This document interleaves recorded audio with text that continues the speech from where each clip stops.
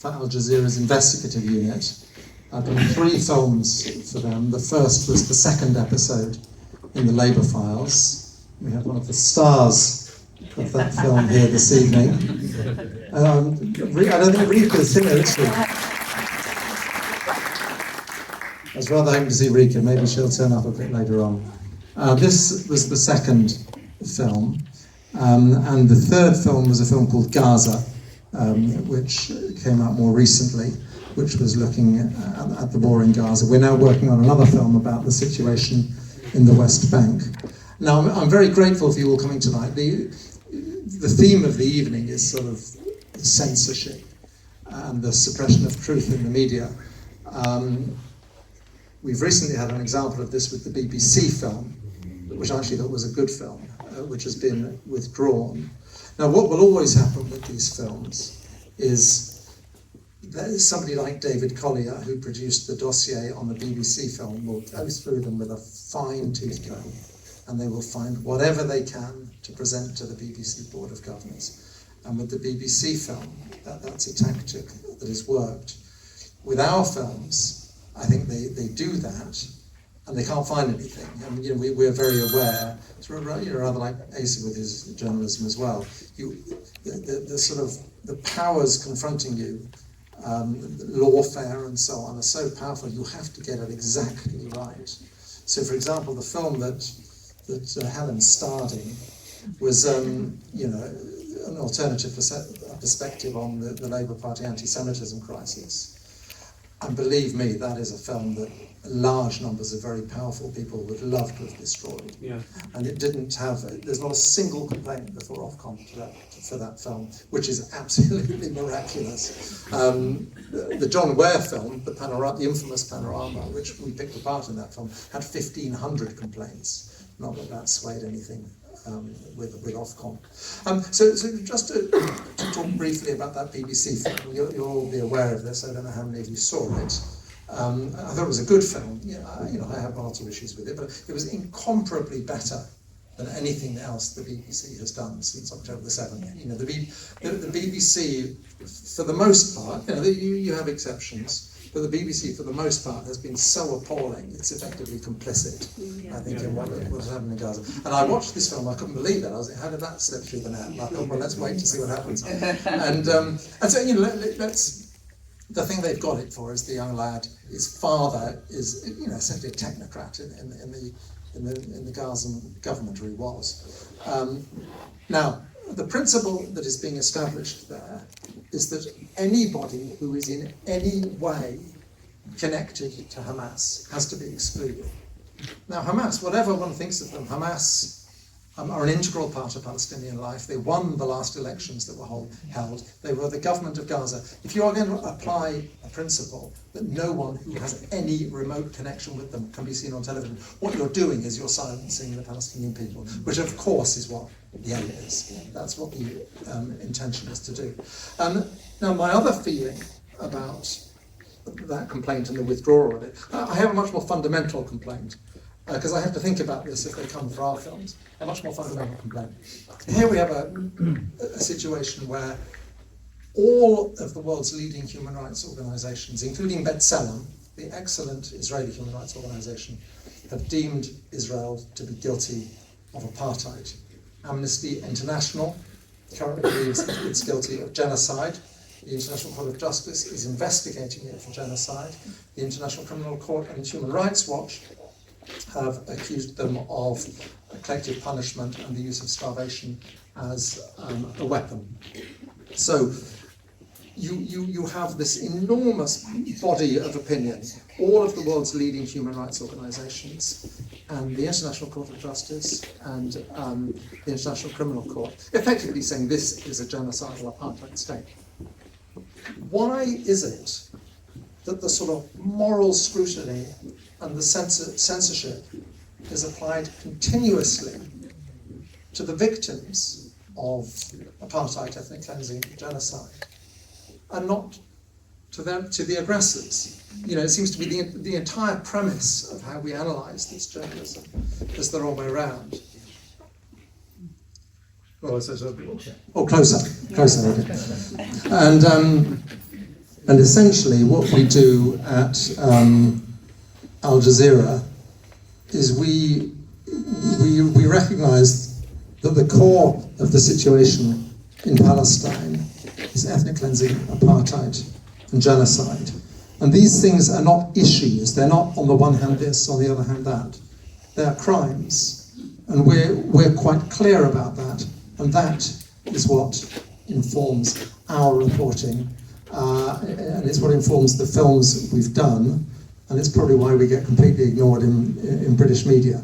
As I say, I'm very grateful for you all coming out tonight. I'd love to take questions afterwards. But for the moment, I'll pass over to Asa, who has rather more direct experience of the suppression of free speech here in Britain.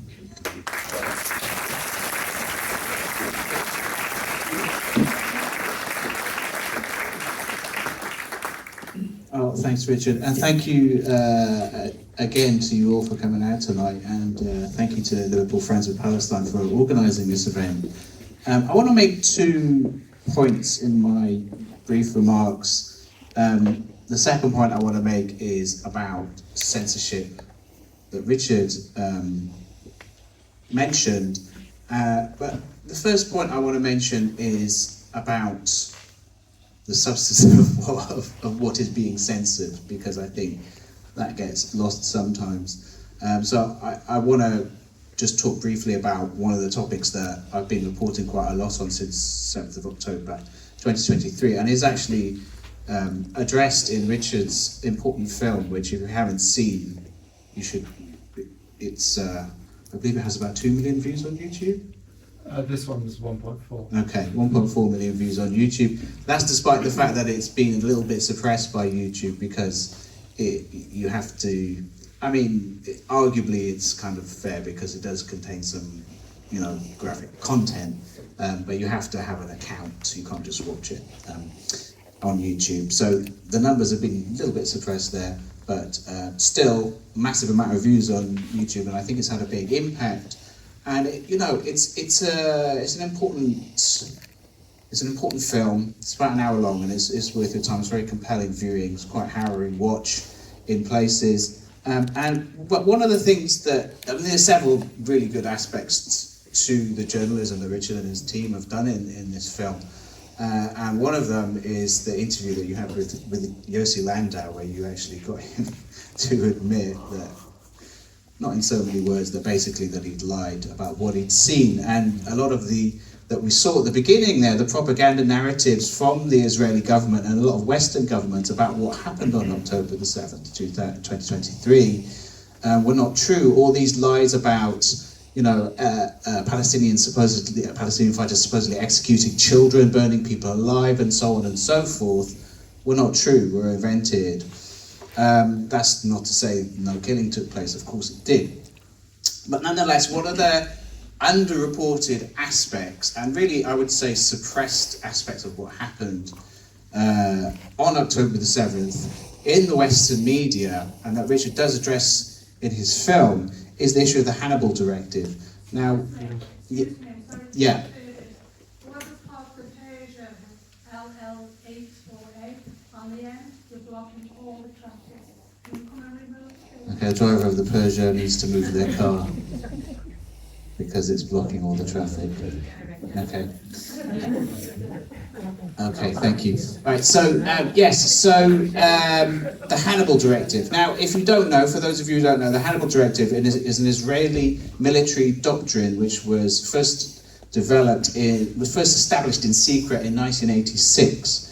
And essentially what that military protocol says is that if Israeli soldiers are in danger or in the actual act of being captured by Palestinian or Lebanese fighters, then those soldiers can be killed by Israeli forces. So Israeli fighters, the so-called Israeli Defense Forces, as they call themselves, although they're not a defense force, they're an offensive force, they're an occupation force. Israeli military, whether it's the Air Force, the infantry, the artillery division, whatever, the whole Israeli military, if this order, the Hannibal Directive, is issued, they can target and kill their own soldiers in the event of their likely capture. Now, this was at first it was a secret military doctrine which was established.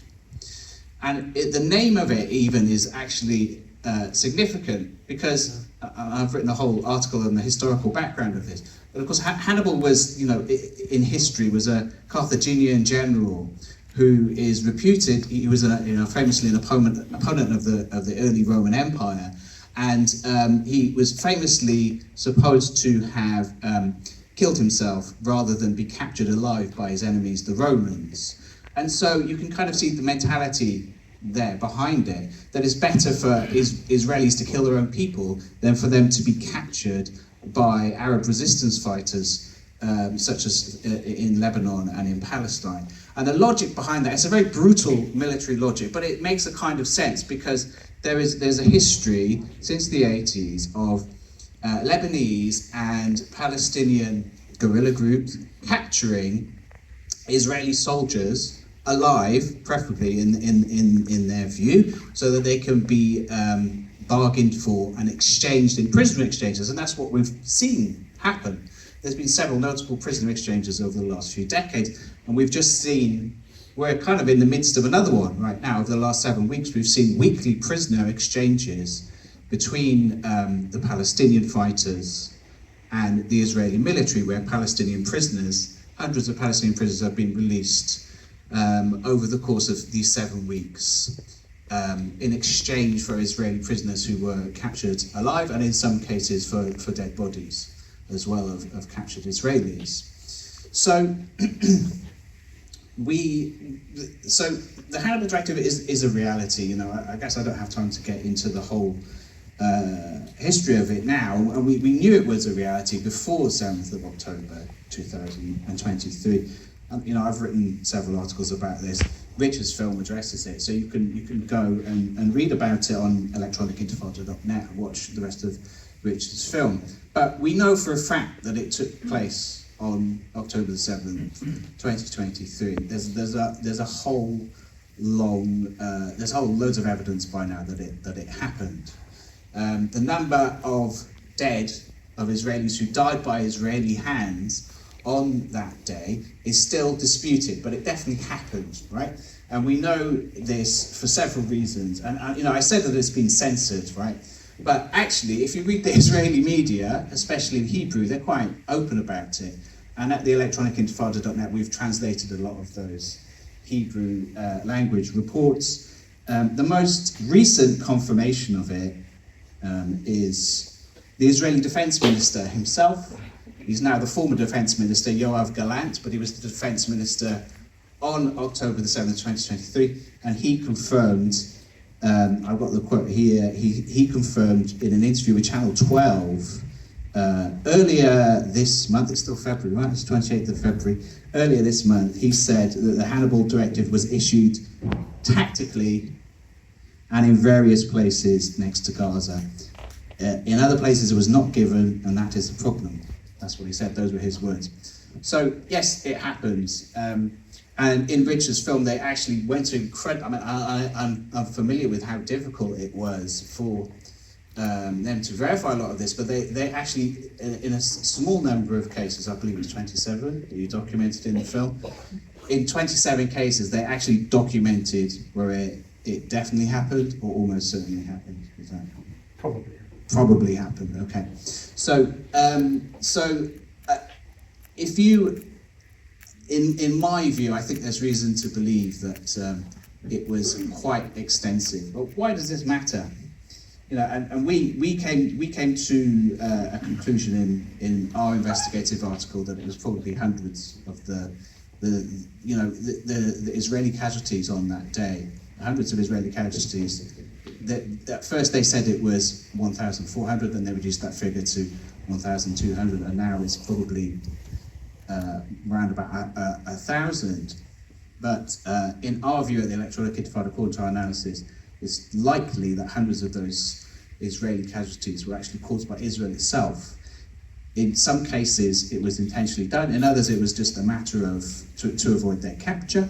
Mm-hmm. And what was notable about October 7th was that it was the targeting in these cases of the Hannibal Directive was expanded from Israeli soldiers to Israeli civilians, because the order was issued And we know this from, again, another Israeli press report. The order was issued that, quote, not a single vehicle can return to Gaza. So we have quite a chaotic situation on that day where there was just a kind of free fire zone next to the Gaza Strip where they were just basically bombing the whole area, targeting it in all kinds of different ways, and there was a very great chaotic system. And you actually see some of the footage of this happening in Richard's film, which is, you know, probably part of the reason why it's a little bit, the views are a little bit suppressed on YouTube, of this cockpit footage, cockpit camera footage, and you know, of vehicles being targeted. And it's unclear who's in the vehicles. It could be Palestinians, it could be Israelis. There's probably a mix of both, and they're just all being killed by Israeli helicopter pilots. So, you know, it was a very chaotic situation, and the Hannibal Directive is something that is really not reported in the Western media. And it's actually, I wrote a major investigative piece about this on the 7th of October 2024 for the 1-year anniversary. It was very long, and it's kind of a compilation of all our reporting about it at the Electronic Intifada. And this was actually the last piece that I wrote before I was raided by the counter-terrorism police 10 days later, on the 17th of October last year. And this is the second point I want to make, is that there is a campaign of censorship by the British government, and it's a global campaign of censorship focused around Palestine at the moment, and especially by Keir Starmer's supposedly Labour government, where there is an intense campaign to really persecute anyone who talks about Palestine, anyone who reports on Palestine, activists who are active on the issue of Palestine, and to really abuse counter-terror laws. You know, I mean, I know many of you, as Richard was talking about from his previous film, part of the Labour Files, are familiar with what happened during the Jeremy Corbyn years and what happened with the issue of the weaponisation of anti-Semitism. And what we saw then was really the Labour Party establishment use its internal powers within the party to repress any free discussion of the issue of Palestine, and to repress the left in general, and the issue of the misuse of false allegations of anti-Semitism were a really powerful tool which plays a major role in the downfall of Jeremy Corbyn and the blocking of him from becoming Prime Minister. And that is the subject of my book, which I do have, Weaponising Anti-Semitism, which I'll be selling afterwards. So I've got my card reader. If you want to read more about that, you are welcome to buy a copy, and I'll be happy to sign those copies as well. But what's interesting about, since those years, it's now expanded. The same Labour Party establishment which purged Jeremy Corbyn and his supporters now has the tools of power in government, and has things like the anti-terrorism police to use against people. Activists like Palestine Action, who've been involved in direct action against Israeli arms firms, are being having their homes ransacked. They're being held without charge, you know, for extended periods, for longer than they could normally hold people without charge, because the spectre of terrorism, the so-called anti-terrorism legislation is used, and then it gives them extra powers. But ultimately, these things are dropped before they get to court because there's no terrorism involved. These are completely non-violent activist groups. But nonetheless, these anti-terror powers are being abused, and it's happening to more and more people all the time. Of course, the academic researcher and author David Miller, just on Monday, was held for several hours in the airport on his return from Beirut in Lebanon, where he was reporting there on Israeli war crimes in southern Lebanon, amongst other things. He was questioned by the counter-terror police. You know, you can be held under a Schedule 7 search without any suspicion. You can be held for up to 6 hours, and you actually lose your right to silence, which is extraordinary, an extraordinary power if you think about it. It's happened to lots of people, it's happened to journalists, it's happened to activists, it's happened to all kinds of people.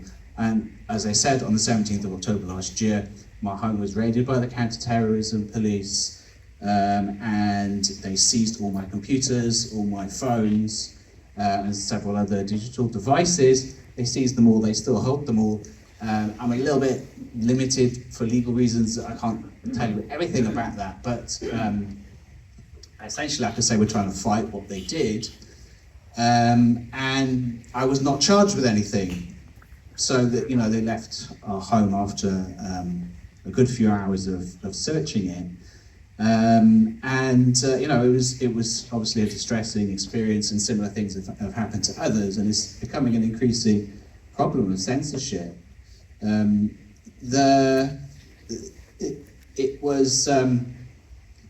you know, at the end of that, I did ask, you know, they had a search warrant, they could search my home, but I said, you know, what was the actual reason for this though? You know, you're accusing me of the allegation in the warrant was I'm suspected of supporting a prescribed terrorist group and anti-terrorism legislation.